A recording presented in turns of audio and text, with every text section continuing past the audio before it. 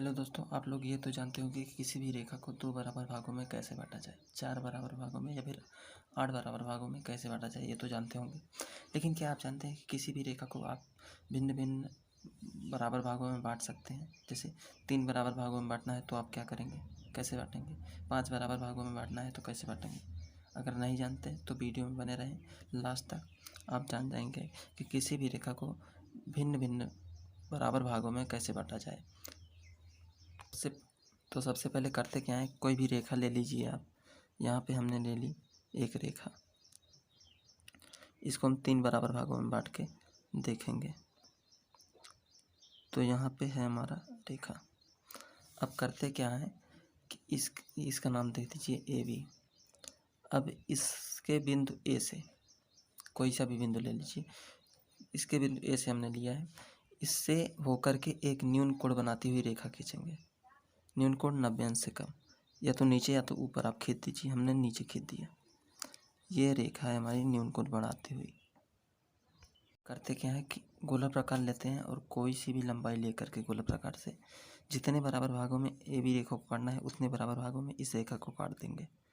तो 3 बराबर भागों में काटना है तो हम 3 बराबर भाग कर देंगे इसका ऐसे।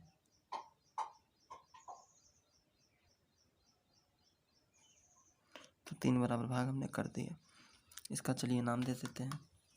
नाम हमने A1 A2 A3 रख दिया। ठीक, अब क्या करिए कि तीसरी रेखा को अंतिम बिंदु को बिंदु बी से मिला दीजिए। चलिए मिला देते हैं। अंतिम बिंदु को बिंदु बी से मिला दीजिए। यहाँ पे मिलाते समय काफ़ी ध्यान दीजिएगा, क्योंकि रेखा थोड़ी बड़ी हिल जाती है तो कोण बदल जाता है। अब तीसरी बिंदु को जो है अंतिम बिंदु को बिंदु बी से मिला दिया। अब करते क्या है कि जितनी कोण इसके और इसके बीच में है उतना ही कोण इस बिंदु A2 पर और A1 पे बनाती हुई रेखा खींचेंगे। उतने ही कोण बनाती हुई रेखा खींचेंगे। तो समान कोण बनाने के लिए आप क्या करिए, गोला प्रकार लीजिए।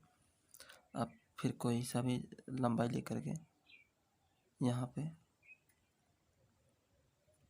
कोई सा भी लंबाई ले लीजिए और बिंदु A3 यहाँ पे इस बिंदु पे रखिए बराबर कोण बनाने के लिए। तो ऐसे यार गड़बड़ा गया।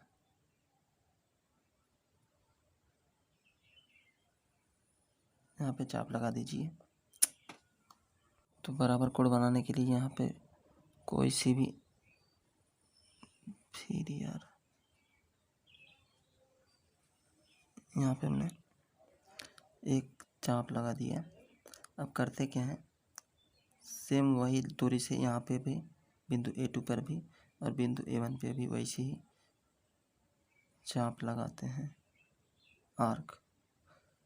तो अब हमने बना दिया। अब करते क्या है कि कोण माप लीजिए। इस बिंदु से इस बिंदु के बीच की दूरी माप लीजिए, आपको कोण मालूम हो जाएगा। यहाँ पे देखिए कोण कुछ ऐसे है। यहाँ से वही फिर यहाँ पे काट दीजिए, फिर इस बिंदु पे रख के काट दीजिए।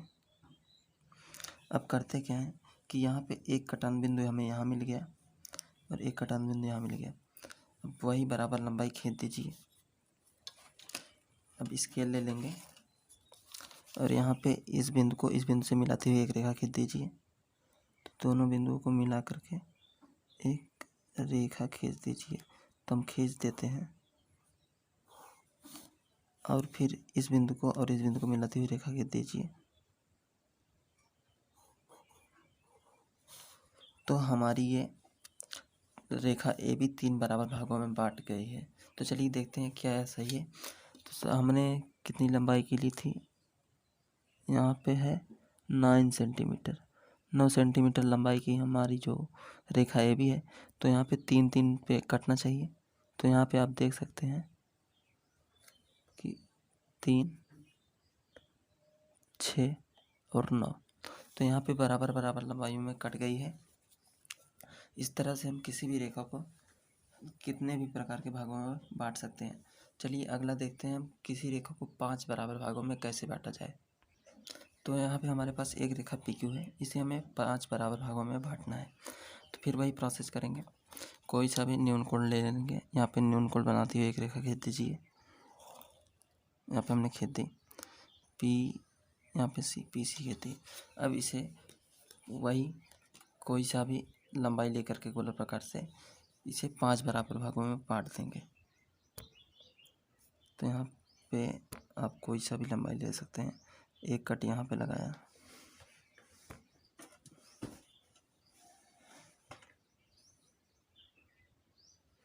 दूसरा कट यहाँ पे, फिर तीसरा कट यहाँ पे, फिर चौथा कट यहाँ पे, फिर 5वां कट यहाँ पे।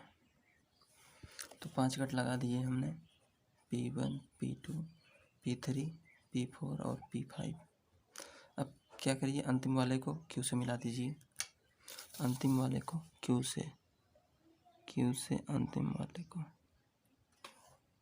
मिला दिए। अब सेम वही कोण बनाती हुई चारों बिंदुओं से रेखा खींचेंगे जो PQ को काटे। तो वही कोण बनाने के लिए फिर वही करेंगे, क्या, कोई सी भी लंबाई लेकर के यहाँ पे आप एक चाप लगाएंगे, आर्क,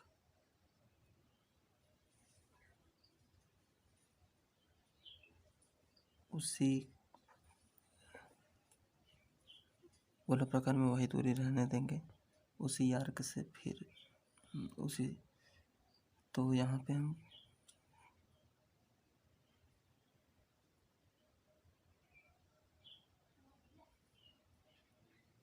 सभी बिंदुओं पे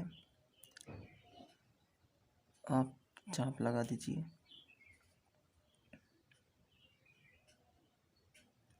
अब यहाँ पे हमारा हो गया।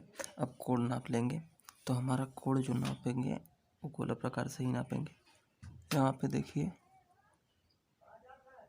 हमारा कोण ये इतना है। अब वही कोण इस बिंदु से काट दीजिए। यहाँ पे कट हो गया। इसके बाद यहाँ पे कट हो गया। इसके बाद यहाँ पे और फिर यहाँ पे। अब क्या है, दोनों बिंदुओं को मिला दीजिए। ये पॉइंट यहाँ पे, एक पॉइंट यहाँ पे, इन दोनों को मिला दीजिए। फिर ये पॉइंट इस पॉइंट से, फिर ये पॉइंट इस पॉइंट से। यहाँ पे थोड़ा गड़बड़ हो गया है रेखा, थोड़ा बहुत अंतर आ सकता है, इसको इससे मिला दीजिए। अब आपका ये 5 बराबर भागों में बट गया है। यहाँ पे थोड़ा मिस्टेक हो गया यार, ये सीधी रेखा नहीं लगती, इतने पे जाएगा। यहाँ पे थोड़ा सा अंतर आ गया है। तो ये आपका 5 बराबर भागों में बट गया है। चलिए देखते हैं क्या 5 बराबर भागों में बांटा गया है। अभी सारी PQ रेखा को देख लेते हैं कि ये बराबर भागों में बटा है कि नहीं। तो यहाँ पे इसकी लंबाई जो है आपकी वो है 10.5। तो यहाँ पे 10.5 है। तो 5 बराबर भागों में बांटेंगे। तो 5 1 2.1। तो पहला कट 2.1 पे लगेगा, दूसरा 4.2 पे लगेगा, तीसरा क्या होगा 6.3, चौथा 8.4 पे और पांचवा 10.5 पे। तो चूँकि अब देखिए नापते हैं कि कैसे कैसे कटा है। तो यहाँ पे आप देख सकते हैं एकदम क्लियर कटाया है। 2.1 पे कटा है, फिर 4.2 पे, फिर सर गया 4.2 पे थोड़ा सा हल्का सा गैप हो गया है। यहाँ पे थोड़ी सी जो कोण है वो गड़बड़ हो गया होगा। यहाँ पे 6.3 पे तो कट गया है, 8.4 पे भी कटा है, यहाँ पे 10.5 पे तो है ही। तो यहीं पे आपका थोड़ा सा गड़बड़ हो गया ये कोण की वजह से। यहाँ पे देखिए ये इधर आना चाहिए था, आपका ये थोड़ा टेढ़ा हो गया है। तो आप गोला प्रकार को सही से पकड़िएगा। यहाँ पे कट जो है ऐसे लगेगा 1 सेंटीमीटर का गैप आ गया है, 1 मिलीमीटर का गैप आ गया। तो इस प्रकार से आप किसी भी रेखा को कितने भी प्रकार के भागों में काट सकते हैं। तो आई होप आपको आपको अब समझ में आ गया होगा कि किसी भी रेखा को कैसे विभिन्न समान प्रकार के भागों में कैसे बांटा जाता है।